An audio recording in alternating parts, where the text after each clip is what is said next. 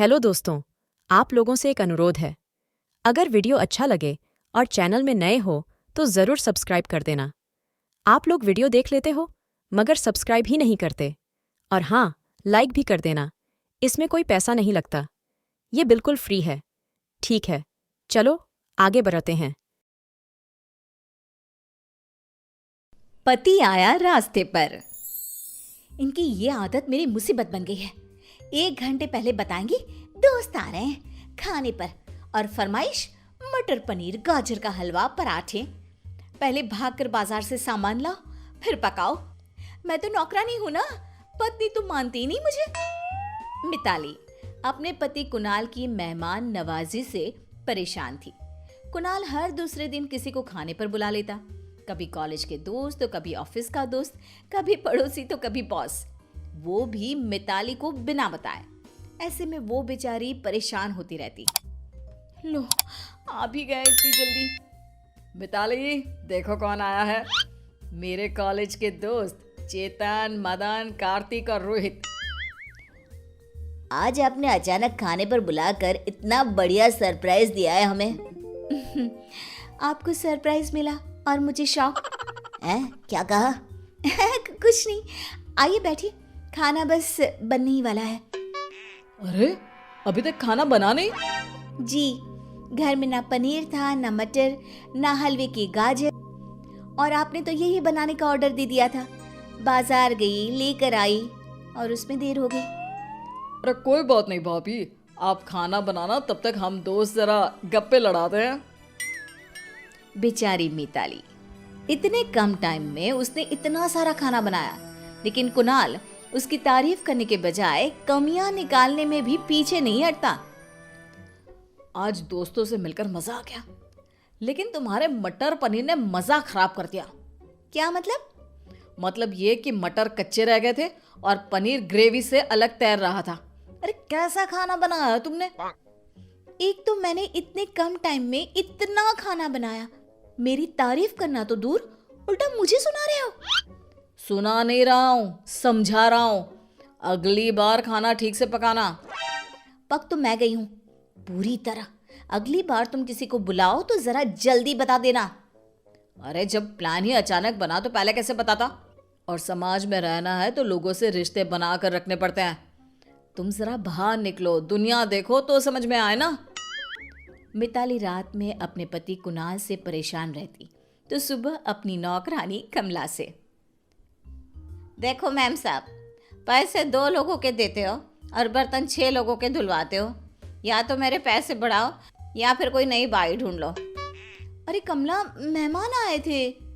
मैं 5 घरों का काम करती हूँ, इतने मेहमान सबके मिलकर भी नहीं आते जितने आपके अकेले के यहाँ आते हैं। मैं तो खुद परेशान हूँ कमला, ये समझती ही नहीं है। इतने लोगों का खाना बना बना के मैं खुद थक गई हूँ। अरे तो साहब को मना कर दिया करो ना मेहमान बुलाने से। अरे उनके दोस्तों को घर बुलाने से कैसे मना करूँ? जैसे मैं कर रही हूँ। आज आखिरी बार इतने बर्तन धो रही हूँ, अगली बार खुद धो लेना। इस कमला की बात तो सही है। आज शाम को कहीं बाहर खाना खाने जाएंगे और वहां इन्हें शांति से समझाऊंगी। मिताली कुणाल के घर आने का इंतजार करने लगी, लेकिन कुणाल के घर आने से पहले ही उसका फोन मिताली के पास आ गया। हेलो, आप कहाँ रह गए? ऑफिस से निकले नहीं है क्या अब तक? यही बताने के लिए तो फोन किया है। ऑफिस से निकलने वाला था, तभी पता चला कि बॉस की वाइफ बाहर गई हुई है। अब वो कहाँ बाहर खाना खाने जाते हैं। तो मैंने उन्हें डिनर पर इनवाइट कर लिया है। प्रमोशन के लिए बॉस को इम्प्रेस करने का अच्छा मौका है। तुम ना कुछ स्पेशल बनाना, ठीक है?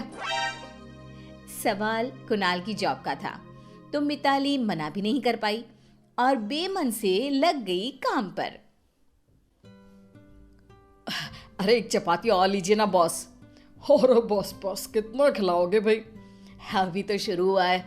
मिताली, जरा गुलाब जामुन तो लाना। ये लीजिए। मिताली, खाना बहुत टेस्टी बना है। कहाँ सर, आज गुलाब जामुन सॉफ्ट नहीं हुए। इतनी जल्दी में बना लिया, वही बड़ी बात है कुणाल। थैंक यू सर, कम से कम आप तो समझे, जरा इन्हें भी समझाइए ना। अरे ठीक है, जाओ बॉस के लिए सब्जी लेकर आओ। कुणाल को मिताली का बीच में बोलना अच्छा नहीं लगा। बॉस के जाते ही उसने मिताली को डांटना शुरू कर दिया। मिताली, क्या जरूरत थी बॉस के सामने मेरी बुराई करने की? शुरू तो आप ही ने किया ना। आपको क्या जरूरत थी मेरे गुलाब जामुन की बुराई करने की? अब गुलाब जामुन कड़क थे तो थे, गलत क्या कहा मैंने? तो मैंने क्या गलत कहा? आप कहाँ समझते हो? बस कभी भी उठा के बोल देते हो कि खाना बनाओ, मेहमान आ रहे हैं। ये होटल नहीं घर है और मैं तुम्हारी नौकरानी नहीं, बीवी हूँ। बीवी हो इसलिए तुम्हें समझना चाहिए, ये सब करना जरूरी होता है। लेकिन तुम कहाँ से समझोगी? कभी नौकरी की होती या बाहर निकली होती, लोगों में उठी बैठी होती तो समझ में आता ना। तुम्हें तो बस घर में रहना है, आराम करना है। हाँ, घर में रहना है, इसीलिए घर की चिंता है। तुमने कभी सोचा है रोज रोज ये महंगे पकवान बनाने में मेरी सारी बचत खत्म हो जाती है। और कभी मेरे साथ थोड़ा वक्त बिताओ, वो तो होता नहीं तुमसे। हमारी बचत के साथ हमारी शादीशुदा जिंदगी भी खराब हो रही है। ओफो, तुमसे तो बात करना ही बेकार है। अब पानी सर के ऊपर जा चुका था। अगली सुबह मिताली ने सोच लिया था कि वो शाम की ट्रेन से मायके चली जाएगी। ये क्या मेम साहब, फिर इतने बर्तन? मैंने कहा था ना अब मैं ये सब नहीं करूंगी। अरे तो मत करना, मुझे कुछ नहीं पड़ी। मैं भी ये घर छोड़ के जा रही हूँ। अरे अरे, ऐसा क्यों कह रही हो मेम साहब? मैं तंग आ गई हूँ इनकी रोज रोज की मेहमान नवाजी से। हर तरह से समझा कर देख लिया, समझना तो दूर उल्टा मुझे सुनाते हैं कि मैं समझती नहीं हूँ, लोगों से मिलती जुलती नहीं हूँ। अब और नहीं सह सकती मैं। अरे मैम साहब, इतनी जल्दी हार मान गई? साहब को सबक सिखाने का तरीका मैं बताती हूँ। अच्छा, ये कैसे होगा? जैसी बीमारी वैसा इलाज। कान यहाँ लाइए।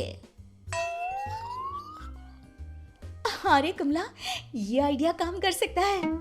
मिताली ने कमला का प्लान आजमाने की ठान ली थी। अगले दिन अपनी आदत से मजबूर कुणाल ने फिर शाम को फोन लगाया। हेलो मिताली। अच्छा हुआ आपने कॉल किया, मैं आपको ये फोन लगाने वाली थी। दरअसल आज ना मैं कॉलोनी की मेरी दोस्त के साथ बाहर जा रही हूँ डिनर के लिए। आप अपना खाना देख लीजिएगा। अरे लेकिन मैंने तो अपने ऑफिस के दोस्तों को डिनर पर बुला लिया था। हाँ, लेकिन मैं तो घर से निकल ही रही हूँ। तुमने अचानक कैसे प्लान बना लिया? आप ही ने तो कहा था ना कि मुझे बाहर जाना चाहिए, समाज में उठना बैठना चाहिए, तो बना लिया प्लान। अच्छा रखती हूँ, हाँ, लेट हो रहा है। कुणाल को बुरा तो लगा लेकिन मिताली को कुछ बोल नहीं पाया।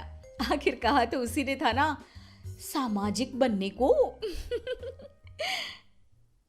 अगले कुछ दिनों तक ऐसा ही चलता रहा। कभी मिताली अपनी सहेलियों के साथ बाहर चली जाती तो कभी डिनर के वक्त घर पर किटी पार्टी रख लेती। सुनिए, आज मेरी सहेलियों को घर पर बुलाया है। आप ना आते वक्त पनीर, भिंडी, मटर, काजू बर्फी, रबड़ी और जूस की बोतल भी ले आना। लेकिन आज ऑफिस में बहुत काम था, मैं थक गया हूँ। अरे लेकिन सबको बुला लिया है ना। अगर आप ये सब नहीं लाए तो समाज में हमारी क्या इज्जत रहेगी? सब बातें बनाएंगे कि कुणाल और मिताली को मेहमान नवाजी आती ही नहीं। अरे ठीक है, लाता हूँ। कुणाल अपने ही खुद एक खड्डे में गिर गया था। अब वो अपनी बीवी की मेहमान नवाजी से परेशान होने लगा था। मैं सोच रहा था रविवार कुछ अलग करते हैं, हमेशा क्या दोस्तों के साथ घूमना। मैं भी यही सोच रही थी, इसलिए मैंने अपने मामा मामी और उनके बच्चों को इनवाइट कर लिया है। रिश्तेदारों से संबंध अच्छे रखना भी तो जरूरी है ना। ये सुनकर कुणाल ने अपना आपा खो दिया। अरे कमाल करती हो तुम, मुझसे बिना पूछे तुमने कैसे बुला लिया? मैं थक गया हूँ तुम्हारी इस रोज रोज की मेहमान नवाजी से। मेरे लिए तो तुम्हारे पास वक्त ही नहीं है। कभी महिला मंडल तो कभी सोसाइटी की किटी पार्टी, कभी तुम्हारी बचपन की सहेली और अब ये रिश्तेदार। तुम्हारा एक पति भी है, ये याद है तुमको? तुम्हें याद रहता था कि तुम्हारी एक पत्नी भी है? जब तुम रोज किसी ना किसी को घर पर खाने पर ले आते थे या दोस्तों के साथ बाहर चले जाते थे, तुमने सोचा था मेरे बारे में कि मुझे कैसा लगता होगा?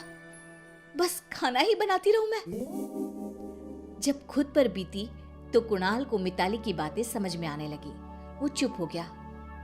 मेहमान नवाजी हो या सामाजिक व्यवहार, अति हर चीज की बुरी होती है।